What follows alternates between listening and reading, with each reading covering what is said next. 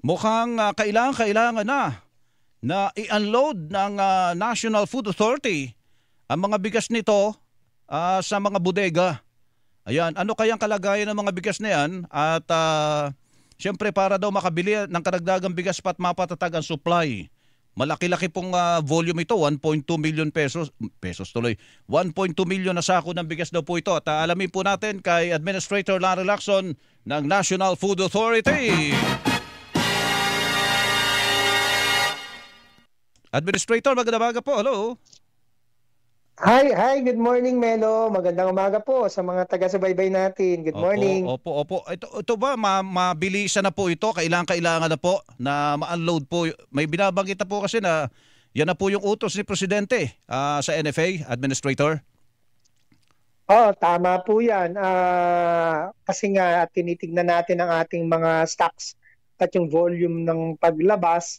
Kailangan mag-unload tayo unang-una para yun nga nabanggit mo mapaluwag ang bodega at makapamili tayo. Pangalawa, under the law bago yan maging unfit for human consumption, kailangan na i-unload na. Opo. So meron nga po mga roughly 1.2 million bags or 60,000 metric tons of bigas na atin pong ipapa-auction. Anytime po niya, no? Meron lang po tayong mga documentation requirement na tinatapos. And that's it na po. Opo. So kailangan i-auction, Administrator. Ngayon, ito ang aming sana po hindi tumapa sa kamay ng mga alam nyo na, yung mga trader diyan baka makisali. Makisali sa auction at pagkatapos hindi rin makikinabang sa bandang huli ang mga kababayan natin sa murang bigas. Administrator, ano po ang pwede nyong gawin diyan para hindi po mangyari yun, Administrator? Well, actually po ganito po yung sistema natin dyan, no, na-approve ng NFA Council. Una po, na-determine natin yung volume at nilagay na natin nga po yung floor price.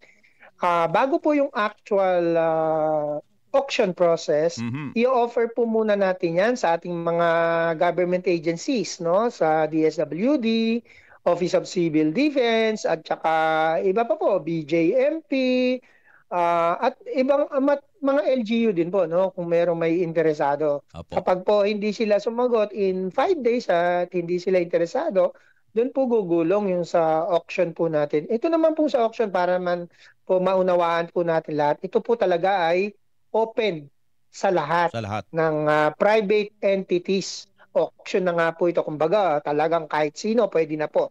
Kasi na-offer na natin sa government agency. So, walang taker.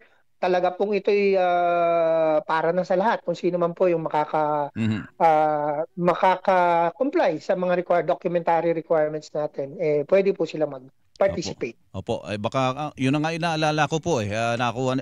Kasi ang tama ba ito, 25 pesos, 28 pesos ang floor price? Mababa na po ba yan, Secretary? At makikita ba dyan ang gobyerno natin o ano lang, patas-patas lang, Secretary? Bawi lang, break even. Ganito po, no? 25 to 28 yung ating floor price. Kasi ang ginawa po natin, depende po sa age. Yung mas matatagal na, yan po yung pinakamatatagal na, yan po yung nasa 25 ang floor price. Opo. Yung pong medyo lumampas pa lang ng 3 buwan, yan po yung nasa 28. Yan naman po ibinase natin sa datos ng imported na dumadating na bigas, no, from other countries. Base po sa computation, then nag-less lang lamang po tayo ng certain percentage para ho mas mababa. Kasi po ganito po ang prinsipyo. Kung ang pong private entity ay makakapag-import, let's say, at 30 pesos per kilo, bagong-bago na bigas galing ibang bansa, paano ho yan sasali sa auction ng NFA kung ang i-auction naman natin ay medyo laon? So para ho maging realistic as approved by the council nga, ano ho yan? Binasi po natin doon kasi baka wala naman hong sumali sa auction kung nakakapag-import po sila ng ganong kamura tapos tayo ho'y ganon din ang presyo. Yun po ang prinsipyo doon. Opo. Okay. So magagandang klase pa ng bigas po ito yung auction, Secretary, Administrator.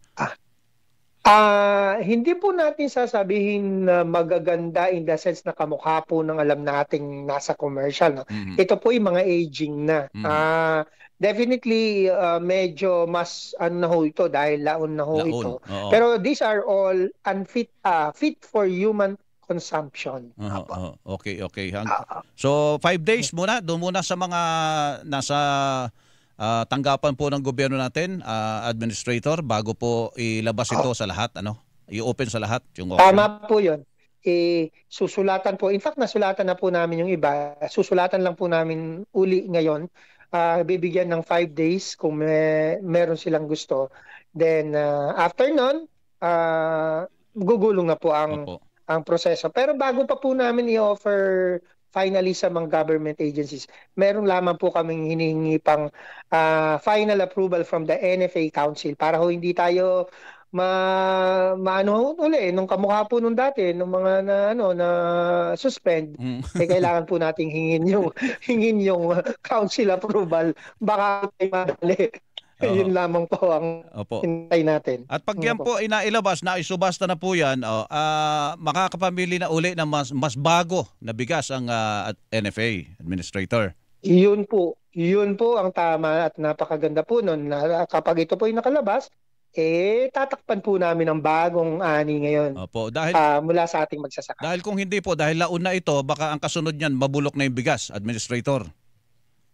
Ay, palaon ng palaon at hindi po natin talagang hindi po natin maiwasan na sabing baka umabot po ng kanya. Hindi na po natin papaabutin sa ganon Opo. at ma-recover natin yung pera ng gobyerno na inilagay po dyan. Ma-recover natin, di naman tayo lugi. Na hindi tayo lugi, ano, administrator?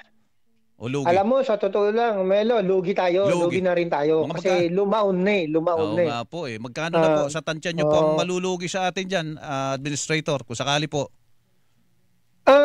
Kasi itong mga aging rice na to, nabili ito in iba-ibang panahon, no po. Merong last year pa.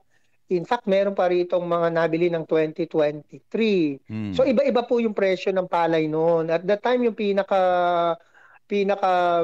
bilihan po ng palay noon nasa 23 po nung 2023 and 2024 early, no? 23 pesos. Kung gaganunin po natin, mga nasa 40 pesos po yung 40, no? Ang puhunan, no? Nung bigas na yon. Lumaon na ho, let's say sabihin natin 1 taon. Yun na po yun. Lugi na po tayo ng mga 15 pesos. Pero okay na rin po yun kasi ang benefit po nun, una, makakapamili sa farmer. Pangalawa, hindi po nasayang may na-recover pa tayo. That's why, alam mo yun, hindi ako magsasawang sabihin, sana mabago talaga ng mabilis ang RTL para wala po tayo sa mga ganitong sitwasyon. Yung rice tarification law po, yung talaga nagpahirap sa inyo. Sige po, Administrator, salamat po sa panahon. Magandang umaga po sa inyo. Well, magandang umaga po. Salamat din po. Si Administrator Larry Lacson ng National Food Authority.